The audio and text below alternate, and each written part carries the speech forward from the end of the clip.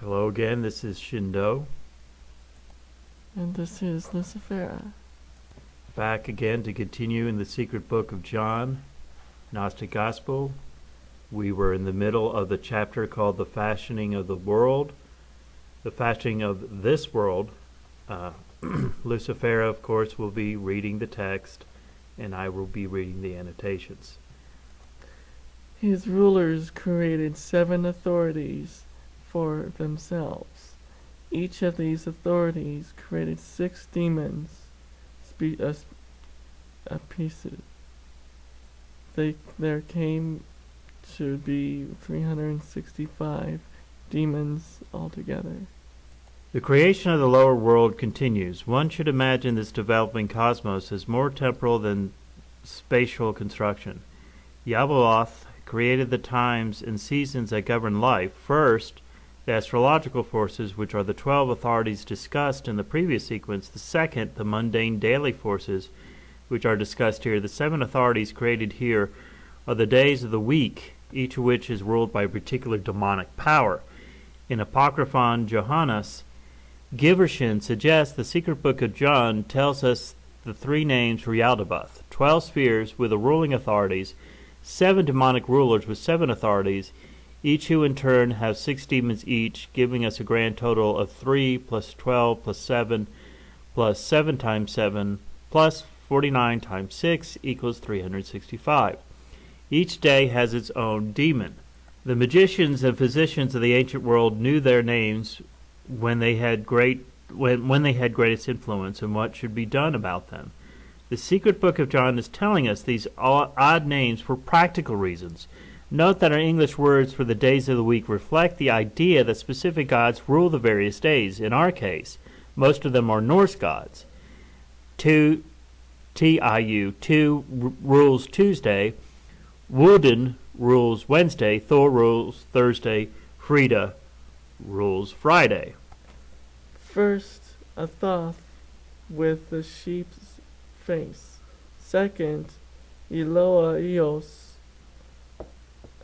with the donkey's face. Third, Astaphios with the hyena's face. Fourth, Yao with the face of the 7-headed snake. Fifth, Sabaoth, who has the face of a dragon. Sixth, Adanin, whose face is that of a monkey. Seventh, Sabataios, with the face of a flame and fire. Some of the names of these demons are similar to the names of those who rule the astrological spheres. Athoth is the same. Elois may derive from Elohim, and Yah stems from Yahweh, both of which are Jewish names for God. Adonai Sabaoth has been divided into host and lord separately in the 5th and 6th position. Sabbatatos, the 7th, comes from Sabbath. Why they have the faces they are said to have is unknown, although the idea of animal-headed ruling authorities probably stemmed from ancient Egypt. Isaiah 6:2 tells us of the Sephirim kept their faces hidden with the wings. Here we evidently find out why they did that. The separation of various Jewish names from names for the one God into individual names for separate supernatural beings is a common characteristic of ancient magical practice. These are the 7 of the week. The authorities rule the world. Yaldabaoth has many faces, more than all that have been listed, so he can convey any face he wants to the seraphim around him. Yaldabaoth shared his face or his fire with his seraphim, but gave them none of his pure light, although he ruled them by virtue of the power and glory of the light he had received from his mother. Yaldabaoth remains an order of magnitude superior to his demonic assistants, here called Sephirim. In the Gnostic view, the Sephrim of the biblical God are actually the demons of Yaldabaoth. They have specific powers and faces. He has all power and all faces. In each of their separate faces is a reflection of the one of Yaldabaoth's faces. We hear again the Yaldabaoth's light from his divine origin. Through God's wisdom is his alone. Up to now his subordinates have been given only the infinitely inferior fire. Bracket.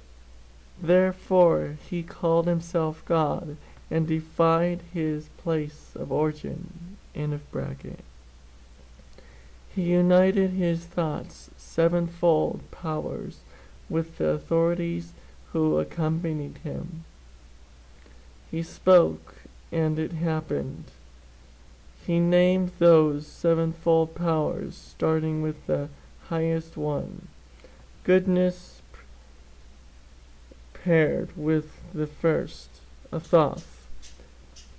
Providence paired with the second, Elios. Divinity paired with the third, Astaphios. Lordship paired with the fourth, Yao. Kingdom paired with the fifth, Sabaoth. Zeal paired with the sixth, Adonim. Understanding paired with the seventh, Sabatos. Yaldabaoth's willingness to mingle his powers from his mother's light with his own dark fire was discussed earlier. Now he can join 7 forms of the power from the realm of light with 7 fire-possessing demonic authorities from his own creation. The divine elements of goodness, forethought, and so forth are indeed entailed in his own power, for his power derives only from the higher realm, and so Yaldabaoth has positive potentials within himself. It is part of the divine plan, providence, to undermine Yaldabaoth's demons by cajoling them with divine elements that will destroy them. Evidently, the power within Yaldabaoth is capable of acting on its own and causing Yaldabaoth to act against his own interest.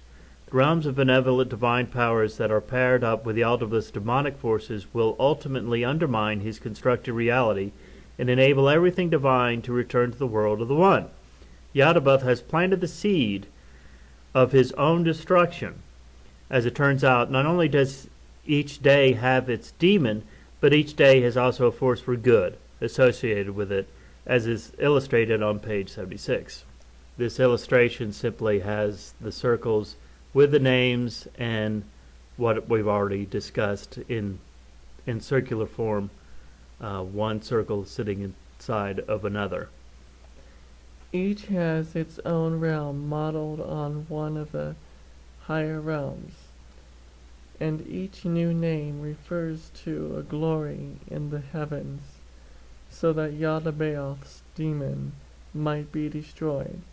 The demon's own names given by Yaldabaoth are mighty names, but the power's names reflecting the glory above will bring about the demon's destruction and remove their power.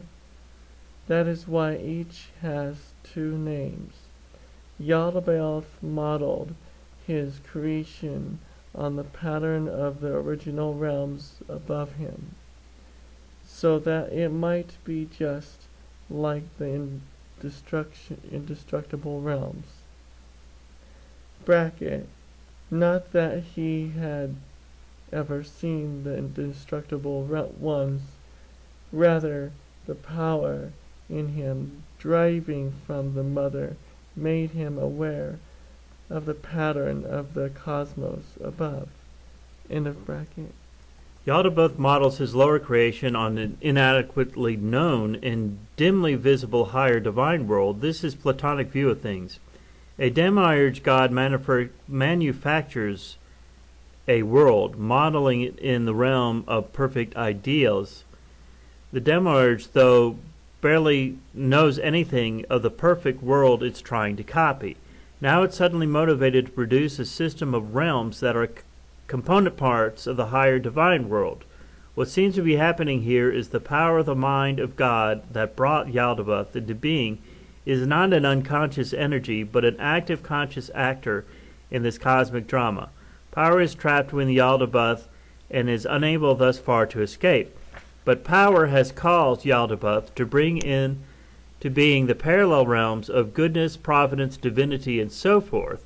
It now partially reveals to him the structures of the realm above, the mind of God. As Yaldabaoth works to imitate the world, he will ultimately bring about his own destruction. When he gazed upon his creation surrounding him, he said to his host of demons, the ones who had come forth out of him, I am a jealous God, and there is no God but me. Yaldabaoth's declaration, I am a jealous God, and there is no God but me, comes from Exodus 23 through 5, the beginning of the Ten Commandments. From the perspective of the secret book of John, this is Yaldabaoth bragging about his predominance. In the context of the present text, he is speaking nonsense, for he is hugely subordinate, an incompetent fragment of the true God. But by doing this, he admitted to his demons that there is indeed another God. For if there were no other God, who would he possibly be jealous of? End of bracket. This concludes the third major section of the secret book of John. First we heard of the incomprehensible one, then the development of the mind of God, the pleroma, the highest realm of the eons. Third came the narrative of the fall of Sophia, her production of Yaldabaoth, and the subsequent creation of a series of concentric lower realms, the demonic servants modeled incompetently on the higher world. Now we will hear the beginning of the restoration of Yaldabaoth's power back to the higher world and the eventual end of the world he brought into being, a process that begins with the creation of human beings. Here we have a much more comprehensible, as far as being all-encompassing viewpoint of what this demiurgic God truly is, this Yahweh, this God of the Christian Jews and Muslims. Phony, a apostate, a abomination that sits upon the throne and says, I am God and there is no other God before me. What I find interesting is that he's characterized as creating these different demons, basically creating them, of the different days of the week. When Saturn, which is associated with Satan, which is also, of course, associated with the demiurgic God, the God of the Christians, the Jews, and the Muslims, that Saturn, this God, is also the God considered, since Renaissance times anyways, the God of time. And I have had many discussions about this with others, and we have discussed this also on our channel. The Chronos, the God of time, is truly the measure of what he has trapped us in as human beings, as we live in this temporal world, this creation of this Yaldabaoth, this demiurgic demon king, Satan type God. Next chapter in here is called Sophia Repents. Now, this is something that I have always differed from traditional Gnostics in that they worship the goddess Sophia. Now, Sophia doesn't want to be worshipped any more than someone who has done something wrong and repents of it. That doesn't make her any less of a goddess than what she is. However, she is in contriteness and in creation of human beings, in putting that spirit, her spirit, in us. We ascend to godhood and then break this chain, this demiurgic archon chain that is over us here on this planet. This is Shindo signing out. And this is Lucifer. Stay tuned. We'll be putting these up again soon.